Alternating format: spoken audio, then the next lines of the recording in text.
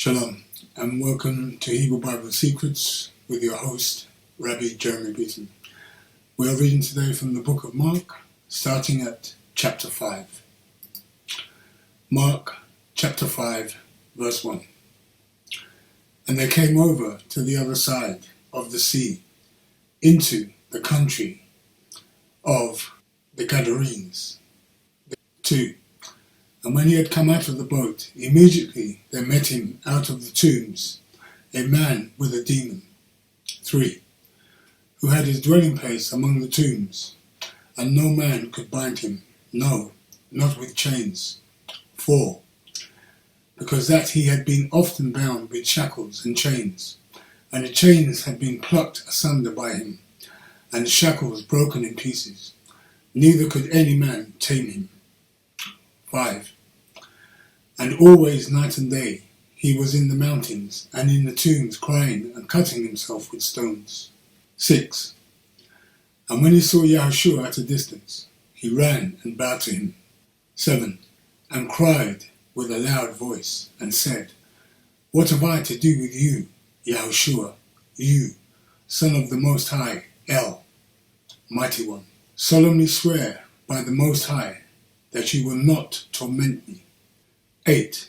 For he said to him, Come out of the man, you unclean Ruach spirit. 9. And he asked him, What is your name? And he answered, saying, My name is Legion, for we are many. 10. And he begged him very much that he would not send them away out of the region. 11. Now there was there near to the mountains a great herd of pigs feeding. 12. And all the demons begged him, saying, Send us into the pigs, that we may enter into them. 13. And forthwith Yahushua gave them permission, and the unclean Ruach spirits went out and entered into the pigs, and the herd ran violently down a steep place into the sea. They were about 2,000, and were drowned in the sea. 14. And they that fed the pigs fled, and told it in the city, and in the surrounding regions. And they went out to see what it was that was done. 15. And they came to Yahushua and saw him that was possessed with the demon, and had the legion, sitting and clothed and in his right mind, and they were afraid. 16. And they that saw it told them how it befell to him that was possessed with the demon, and also concerning the pigs. 17. And they asked Yahushua to depart out of their coasts. 18. And when he had come into the boat, he that had been possessed with the demon asked him that he might go with him. 19. But Yahushua did not permit him, but said to him, Go home to your own family, and tell them how great things Yahweh has done for you, and has had compassion on you. 20. And he departed and began to proclaim in the Decapolis how great things Yahushua had done for him, and all were amazed. 21. And when Yahushua had passed over again by boat to the other side, a crowd gathered to him, and he was by the sea. 22. And behold, there came one of the rulers of the Qahal, Yaris by name, and when he saw him, he fell at his feet. 23. And begged him greatly, saying, My little daughter lies at the point of death. Please come and lay your hands on her, that she may be healed, and she shall live. 24. And Yahushua went with him, and a large crowd followed him, and pressed around him. 25. And a certain woman who had an illness of irregular menstrual flow of blood of 12 years. 26. And she had endured many things of many doctors, and had spent all that she had, and was no better, but rather grew worse. 27. When she had heard of Yahushua, she came in the crowd behind him, and touched his zizits. 28. For she said, If I may touch his zizits, I shall be cured. 29. And straightway the flow of her menstrual blood was dried up, as she felt in her body that she was healed of that illness. 30. And Yahushua, immediately knowing in himself that power had gone out of him, turned around in the crowd and said, "Who touched my clothes?" 31. And his disciples said to him, "You see the large crowd pressing you, and yet you ask, 'Who touched me?'"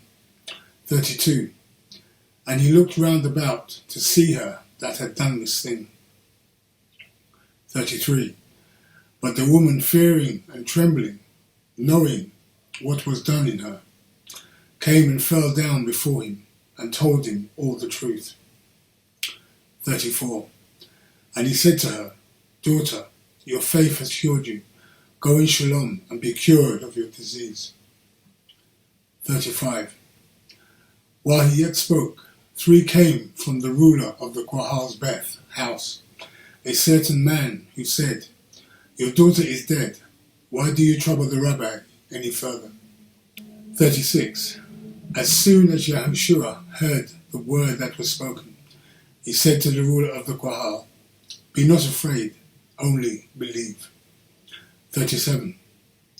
And he permitted no man to follow him, except Kepha and Yaakov and Yehochanan, John, the brother of Yaakov. 38. And he came to the Beth, to the house of the ruler of the Qahal, and seeing the noise and those that wept and wailed greatly. 39. And when he had come in, he said to them, "Why are you distressed and weep? The little child is not dead, but sleeps." 40. And they laughed him to scorn.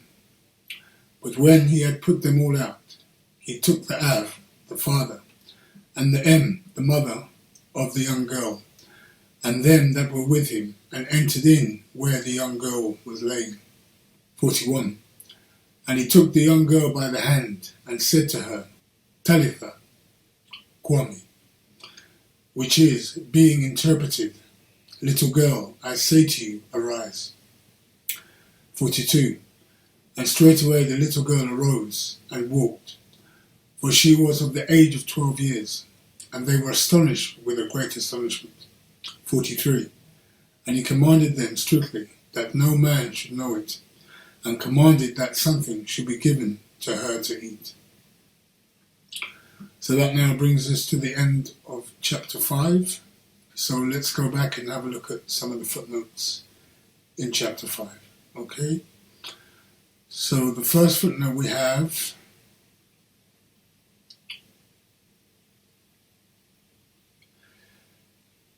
is in verse 1. And they came over to the other side of the sea into the country of the Gadarenes. Okay, so over to the other side. So let's have a look at this other side. So we have here, the footnote reads, Sitra Hara, the other side, a term to mean the demonic realm. This is the reason why we see a demon-possessed man approaching in this scene.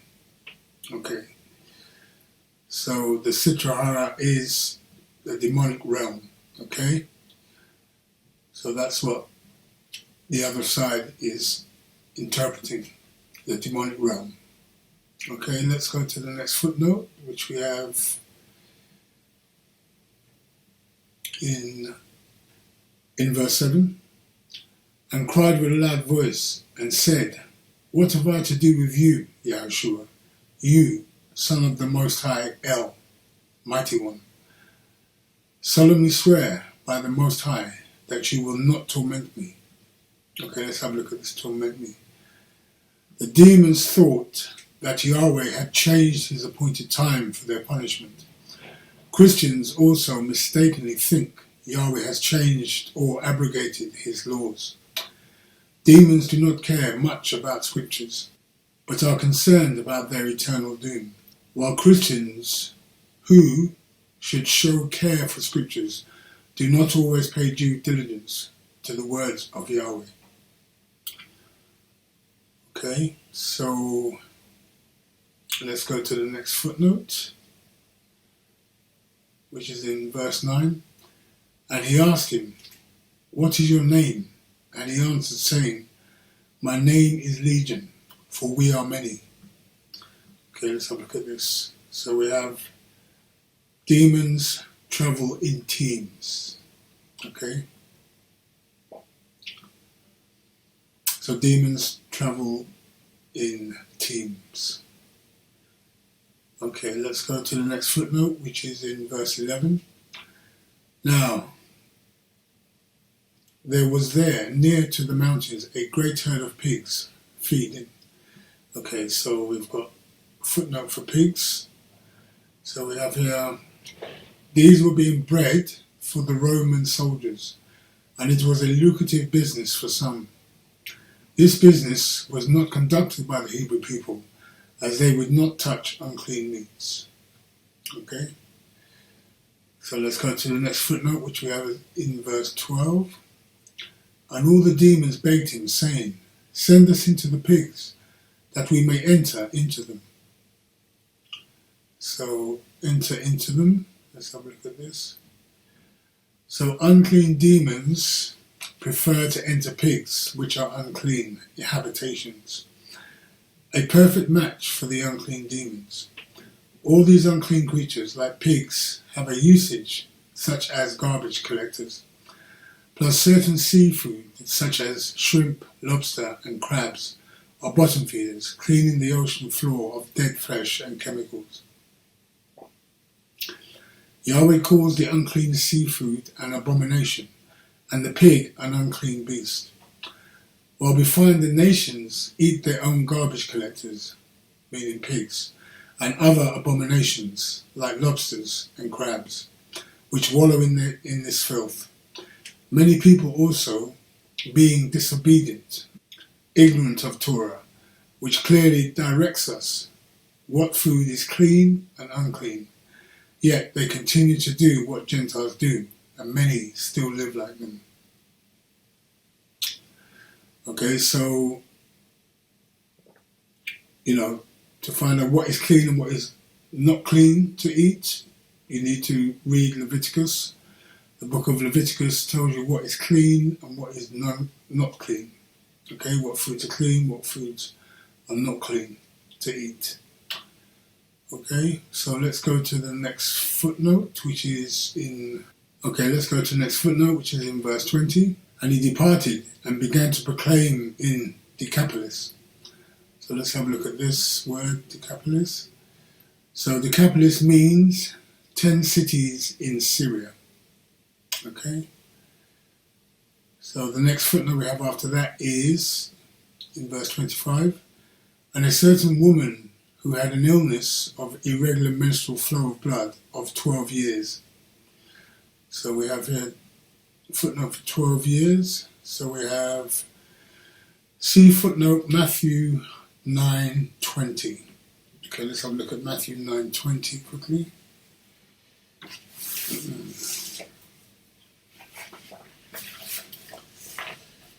So Matthew 9:20 we have, and behold, a woman who had an illness with a flow of menstrual blood 12 years came behind him and touched the zitzits on the corners of his garments. Okay, so we have a footnote for blood 12 years. So let's have a look at that footnote. So we have here the drush of the 12 tribes who were in uncleanness, just like the blood coming out of this woman. And Yahshua came to heal them. She pulled on his zitzits because of the prophecy of Malachi 4:2. Okay, so we have a prophecy in Malachi 4:2. So let's have a quick look at Malachi 4:2.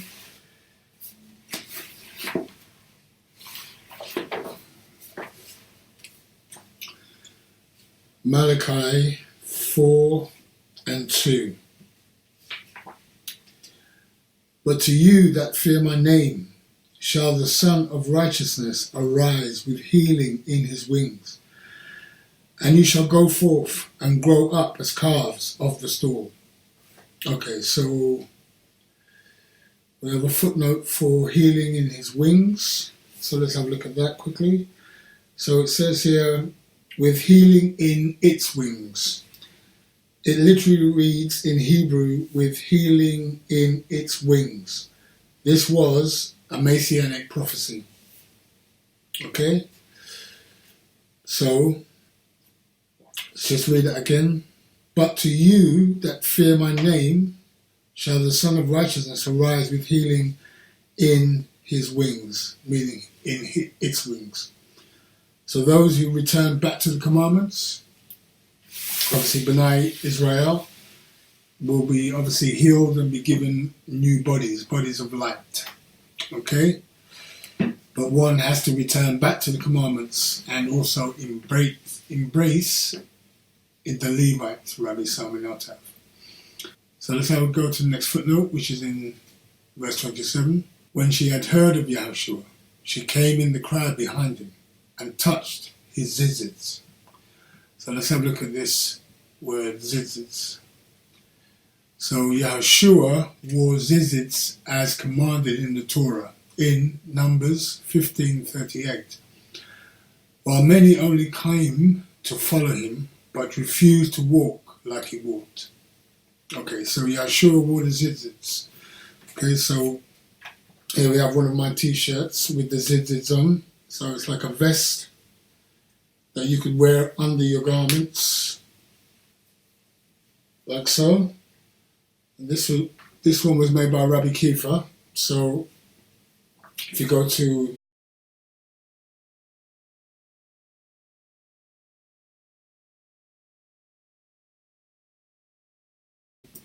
Forever Israel, you can ask the rabbi if you can order one if you want one. So that's the zitzits there, okay?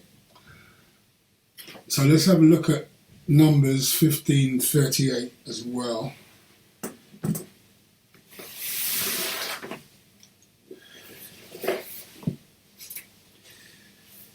So Numbers 15:38, and it reads, "Speak to the sons of Israel and command them that they make zitzits in the four corners of their garments throughout their generations, and that they put upon the fringes of the borders a thread of blue."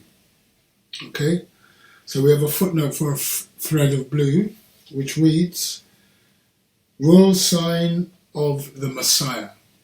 Okay, so the blue in the zitzits is the royal sign of the Messiah. Okay?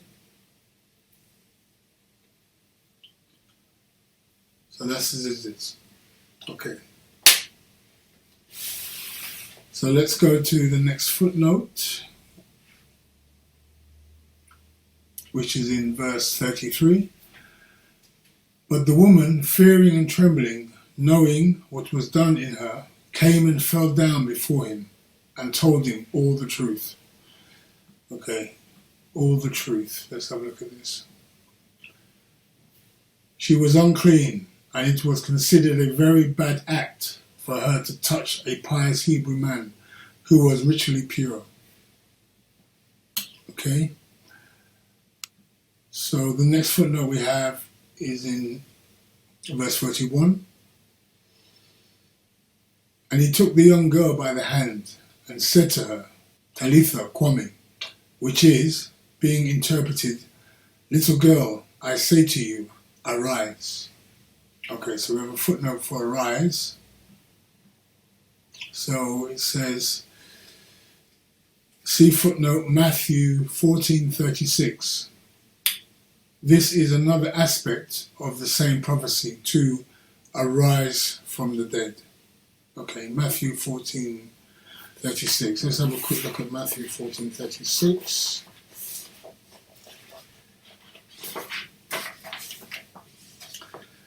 Matthew 14:36.